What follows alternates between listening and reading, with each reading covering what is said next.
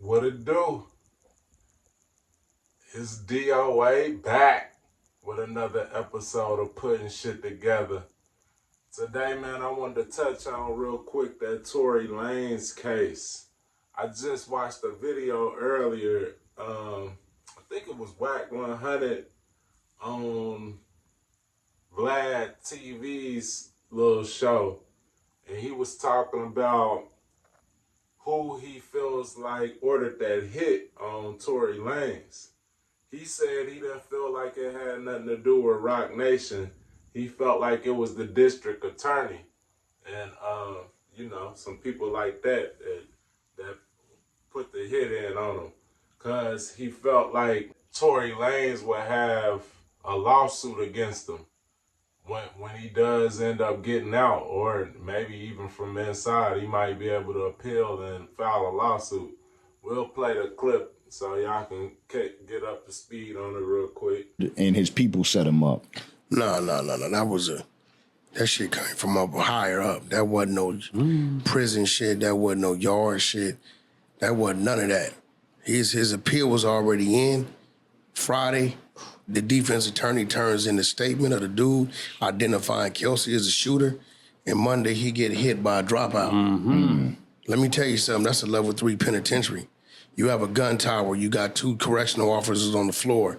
When each wing is unlocked, in order to hit that dude 14 times, it should have been 2 or 3 people on him. It was 1 person on him. The gun tower never shot. It was no correctional officers on the floor. Nobody was there all of a sudden. You right? So I'm listening to Tory dad talking. I believe Tory's covered because most people, he got his lungs punctured. Yeah. There's a tape that will be coming out. I had somebody watch the tape that's in there that gave me a description of what they was watching. Another correctional officer, I got a homeboy that worked in one institution, called one of his partners that watched the tape. Dude grabbed Tory's hoodie and started hitting him. Only thing saved Tory's life is he slid out the hoodie. Grab your hoodie, he slid out of it, and when he slid out of it, he started running, and dude was chasing, hitting him, and by that time, correctional officers showed up. Think about it. So where was they all? Where was the COs at when it kicked off? Where was everybody at? You know what I mean? So, he survived it. I don't believe they'll send him back to the penitentiary. I believe if done right, they'll release him probably with an ankle monitor to fight his appeal. Going back to LA County is a threat. You know what I mean? Because if that DA, that case is overturned, Tory's case then becomes case law, case study. Right. And everybody that DA's convicted could come down on appeal. Now we talking about $1 billion lawsuit. Yeah, that's worth getting rid of somebody. Yeah. Right. We are in America. Underestimate nothing. Think Meg would ever get to a place where she could apologize to him for all this shit that happened? Or do you think that the labels are intervening? Well, ROC Nation takes a hit. They only guilty of supporting their client. Yeah, that's a fact that I think Meg will get to a point where she'll issue an apology. I'm gonna be real. I don't think Meg even knows what happened that night. Facts. I think she was at a level of intoxication that she blacked out. Yeah. She thinks this is what happened. Yeah, I don't think she really knows. You know what I'm saying? So we seen her lie. She lied on Gail's show. You know what I'm saying? Admitted to that. And I believe she's going to break down, cry, and issue an apology. But that ain't going to stop Tory from owning her catalog and everything else she got. You know what I'm saying? There's some real people behind those walls that was making sure things was good. But, when something high above you send a torpedo, and employed the mailman, you know what I'm saying? I get out the way. You get what I'm saying? I don't want to get into that, but a lot of people are saying it's ROC Nation, ROC Nation, No, ROC ain't got Nation. nothing to do with ROC Nation. ROC Nation don't give a fuck about no case study. ROC Nation, all they gonna do is go into damage control for their client. For ROC, if you find ROC Nation guilty, then I'm guilty for showing up to Blueface trials. That's what they're supposed to do. That's their client. Right. You get what I'm saying? Yeah. So they didn't do nothing that what they supposed to do, not show up to support. Yeah. You know what I'm saying? This is the LA County case. If they're saying ROC Nation got influence over the DA's office, then that's kind of a reach. But yeah, you can see what he said there. And I don't know if I completely agree with that.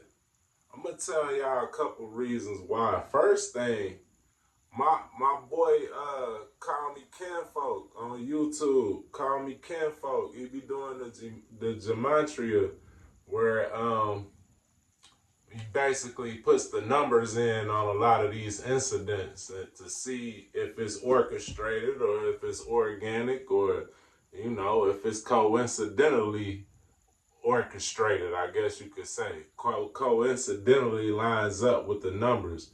And he put the numbers in on it. Y'all could go watch his video, but felt like it was an orchestration, basically, that they tried to hit Tory Lanez on the day that they did. It almost seemed like it was set up by, some higher powers. Now, that's one reason why I believe that. Another reason is I'm always going to lean towards believing that Roc Nation's got a hand in some bullshit. Because Roc Nation just is a bullshit organization, for lack of better words. So I don't trust them. You know what I'm saying? And I feel like Meg Thee Stallion herself is a sham. It seemed like it's a man. Even by the name, they calling a stallion. You know what I'm saying? A stallion is a male horse. So I just feel like, for a dude to say that he was having some type of sexual relations with Meg Thee Stallion, it seemed like he was doing some gay shit from the beginning. I mean, it's hard to believe, but they do a lot of different operations and things where they can make a man seem like a woman. So hey, maybe he did. You know what I'm saying? But all in all, I feel like Roc Nation probably got a hand in this shit just because of their track record of being so crooked. But I could actually see where Wack was coming from, because and another thing why I don't really believe that it's necessarily the district attorney who ordered the hit, because they would have had to have been aiming to set Tory Lanez up from the beginning. Because if an incident like this happens and you've got 2 to 3 possible suspects in the crime, like, what made you pick Tory Lanez? What made you pick Tory Lanez to railroad him? Why would the district attorney railroad Tory Lanez if they had evidence on Meg Thee Stallion's friend being the one that lit the shot off? You know what I'm saying? Why not just convict her? You know what I'm saying? So it seemed like they would have had to have a bigger reason to really want to bam Tory Lanez and then risk some evidence coming out where he could possibly file a lawsuit against them. But where I will say there is a possibility, because this shit kind of hit home for me. Like, I know y'all, most of my followers don't know me personally, but I used to live in Louisville, Kentucky. I spent a lot of years there, and I also live in Phoenix, Arizona too, in Glendale, Arizona, Paradise Valley, Arizona, all suburbs of Phoenix. But like y'all know my page, man. I spit that true shit, that shit that they really be trying to block and hide.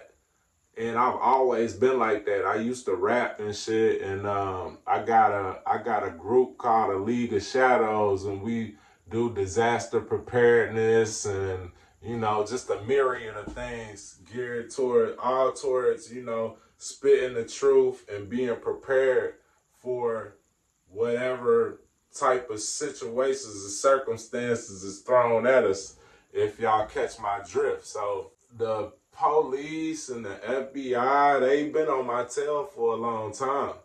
Like a long time. Since I've been rapping and all this shit. And I had a little movement a little movement, a little street motion, you know what I'm saying, back in my younger days. So some state to state street motions, and they've been on my tail for a minute, man. They've been trying to find a way to put me behind them bars for a long time. Well, I had moved from Phoenix back to Louisville. Well, before I did that, I moved inside of Phoenix. I moved from Paradise Valley to Glendale. For those of you that might know, it's like 20 minutes away. And the feds had been on me for a minute even before I moved. Well, after I moved, all of a sudden, before I could get my shit moved into this new place I was moving into, I got raided pretty much by some mass-faced detectives out the Glendale PD, some type of special forces unit. They came and raided this place claiming that I had stole some items that I never had stole, right? It was some people that I had to move out of the place that I was moving into. They was kind of like hoarders. I guess they was doing some stealing of their own and shit. And they had fenced some items or whatever. And I just came in. I kind of had to forcibly get them to move because the police wouldn't do nothing about it. They was squatting on like my homie's property. So I made them move. I threw all their shit away. And by the time I could get my shit moved into the spot, they come raiding the spot claiming that I had stolen some items. So they end up using that to search my premises, right? And they confiscated every weapon that I had. It was about 6 or 7 firearms and a bow and arrow, you know, my LOS shit. You know what I'm saying? They came and they took all my shit. They took me down to the station and interrogated me on this alleged stolen items that they said that I had.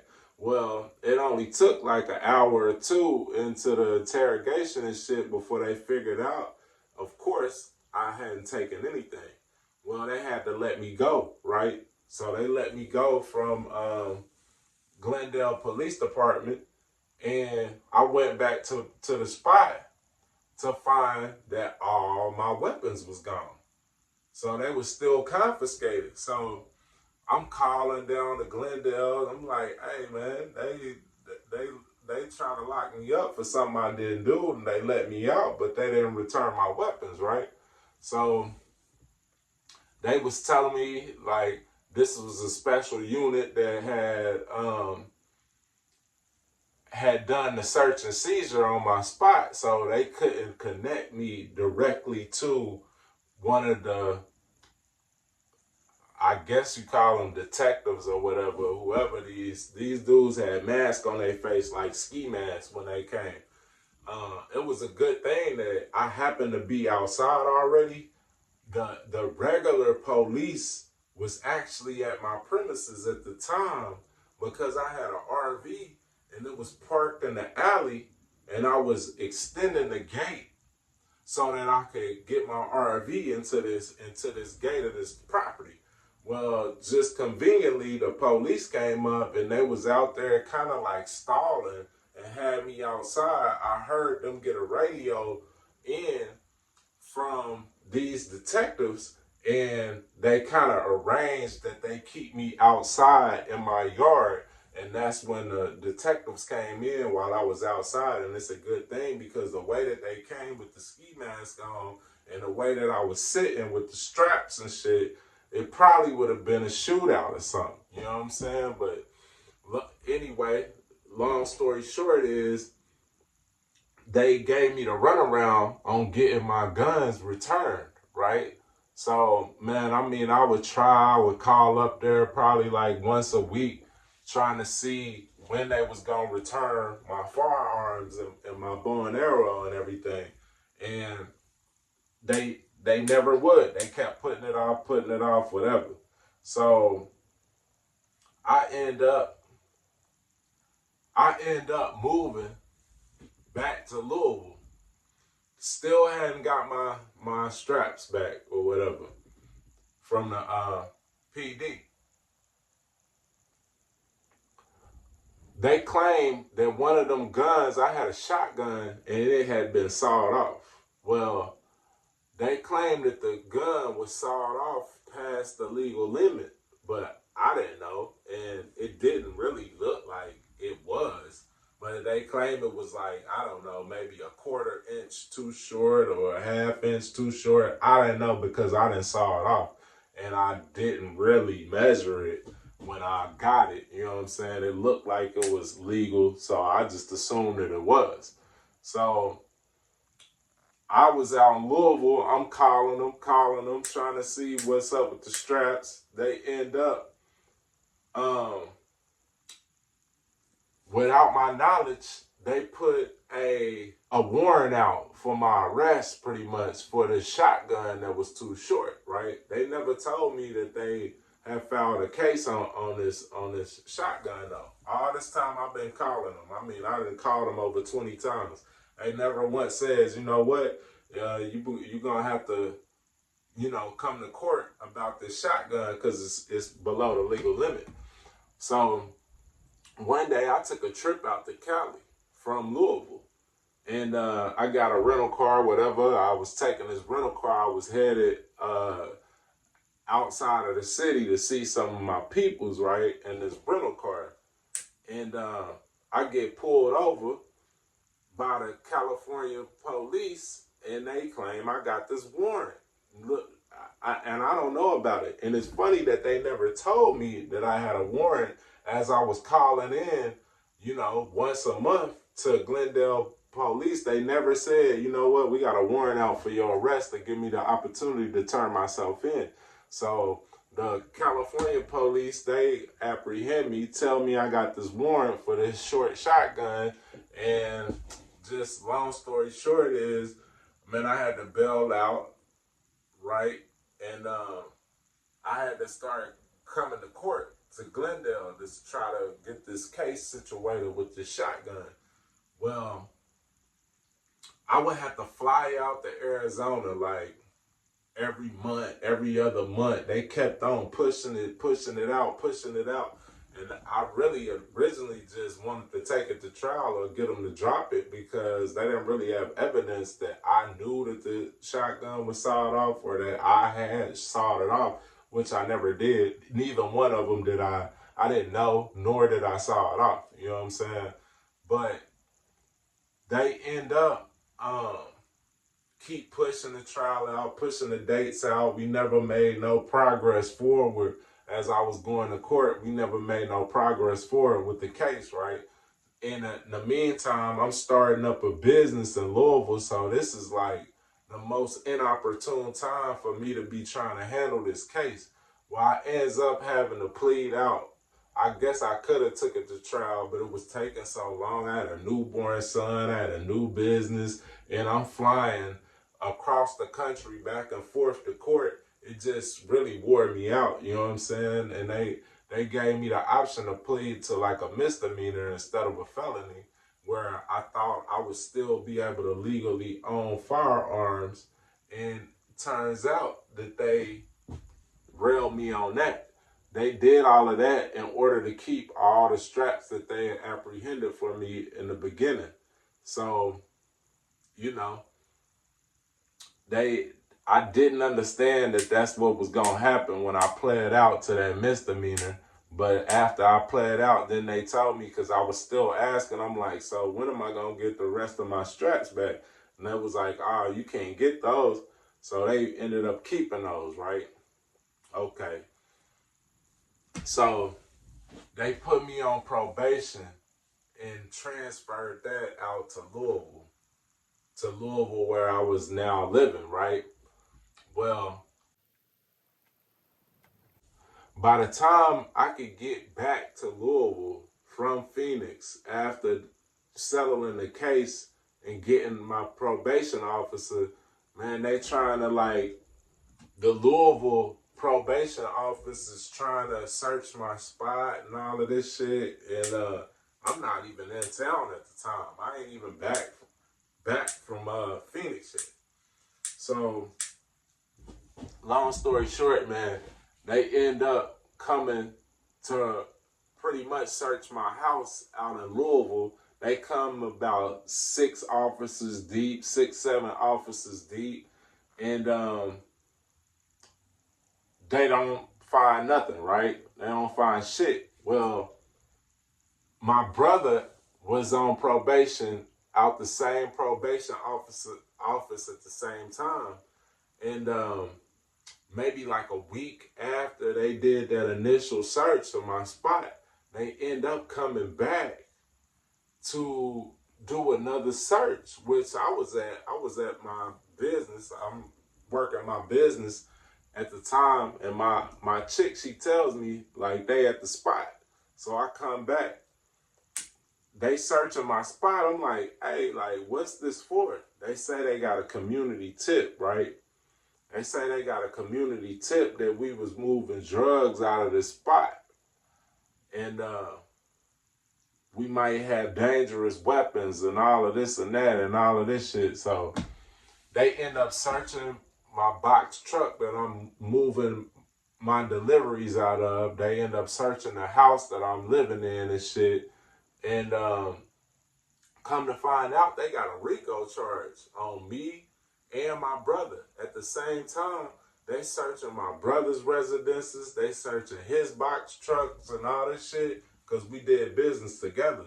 So, yeah, they trying to find something and pretty much, man, ban us for some shit. They alleging that we moving heroin and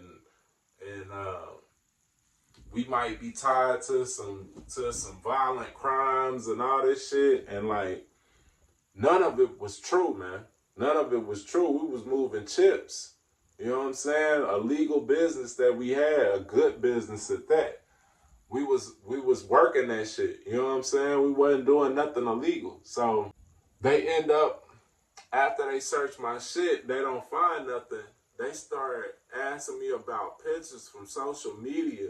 Mind you, I told you I'm in a group, the League of Shadows, so I used to have pictures where we showing people how to get their bug out bags together and, you know, how to select firearms and do firearms training and all this shit. So they showing me pictures from my social media where, you know, I got like bulletproof vests and like some armor and camo and, you know, AR and all this shit. And the detectives is asking me like, man, why you out here with this shit? So I'm telling them, I'm like, man, why y'all out here with this shit?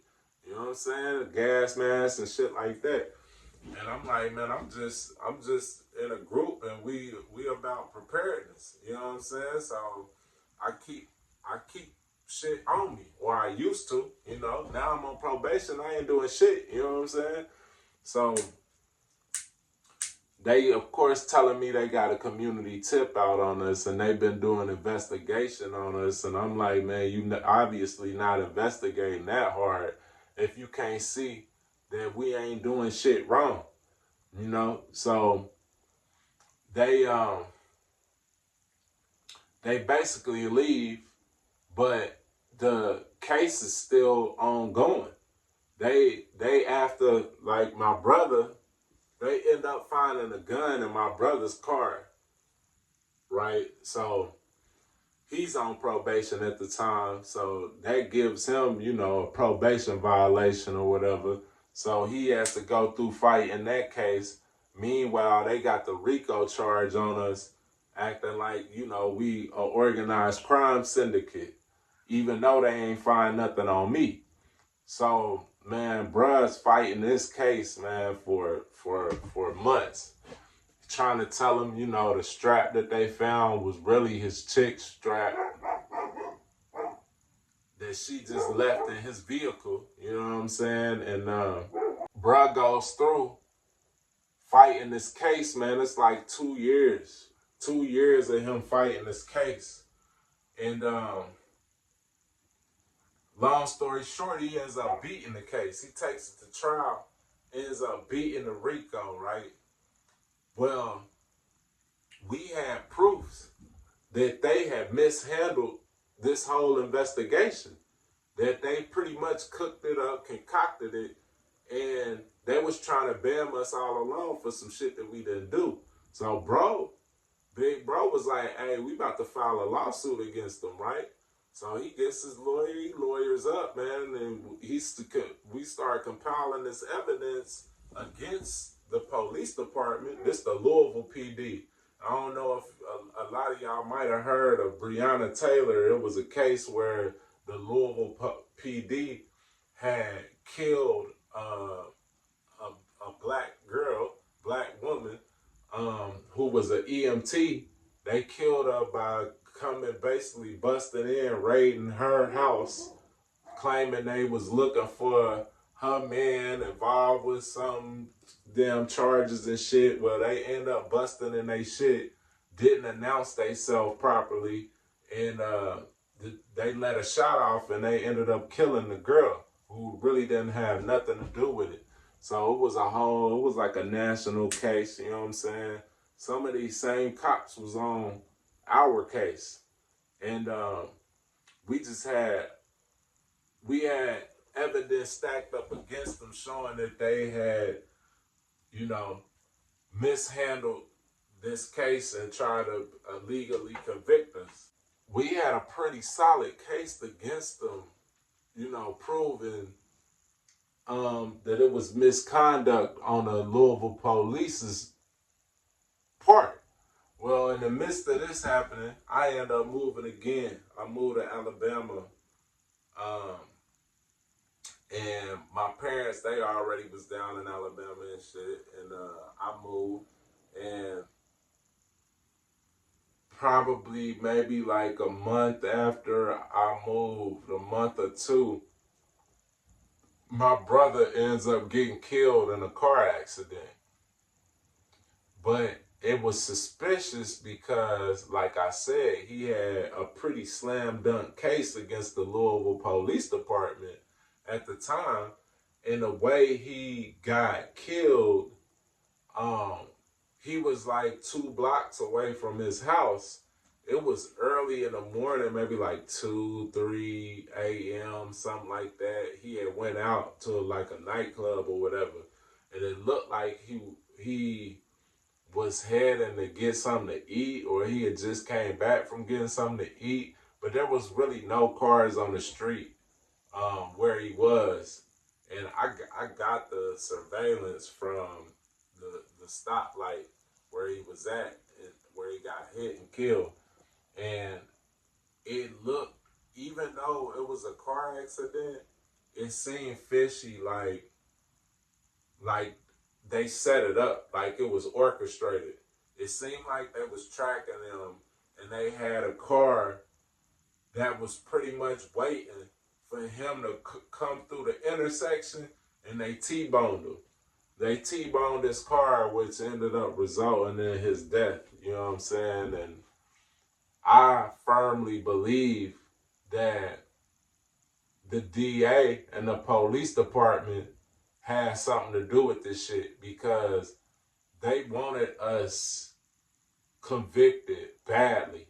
As you can see with the way they concocted this case. And I mean, they have been tracking me for years. You know what I'm saying? I had even told my brother I felt like they was doing surveillance on me and shit. And that's why I kind of rolled the way that I did, just in case anything happened, like physically.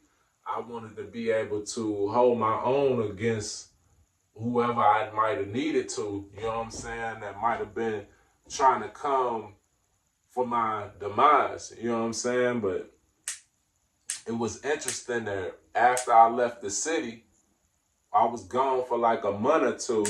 They ended up hitting my brother, T-boning him and killing him in his car. Well, the other interesting thing was I knew who his attorney was in the lawsuit against the Louisville Police Department. So, you know, after he passed, I was like, you know what, man, I'm about to get up with this attorney so we can still go through and follow through on this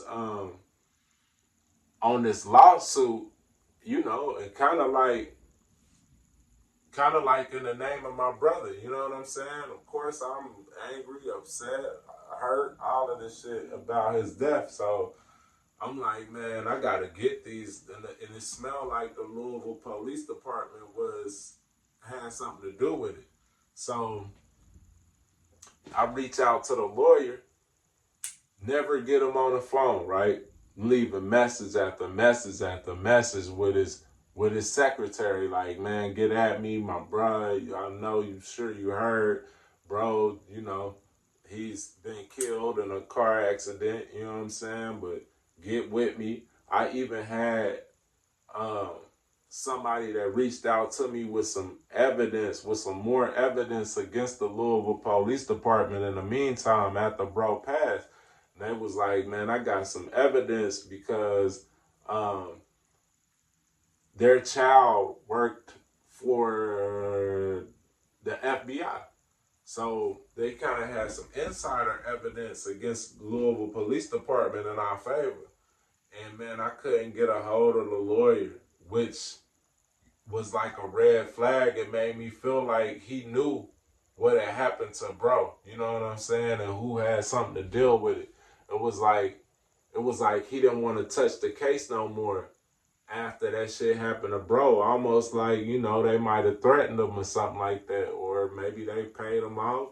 Either that or they threatened him. That's what it seemed like to me. You know what I'm saying? So I say all that to say, you know, it's a possibility when you got a slam dunk lawsuit against the district attorney or a police department, man, you gotta watch your fucking back, bro. And they got a million ways they can knock you off other than just shooting you, killing you like that, man. They got a lot of diabolical ways they can get back at you. You know what I'm saying? And I can attest to that just from things that happened in my life, you know. I could go on and on about this shit for real because I really gave y'all the most concise story that I could, and this even long. But you know, as always, man, I appreciate y'all lending the ear, listening in, you know, supporting and all of that. I won't hold y'all no longer, man. As always, peace and love and light, wisdom and insight. Let me know if y'all want to hear more about the story. I'll go more in depth. But it's DOA putting shit together, man. To the next one. Peace.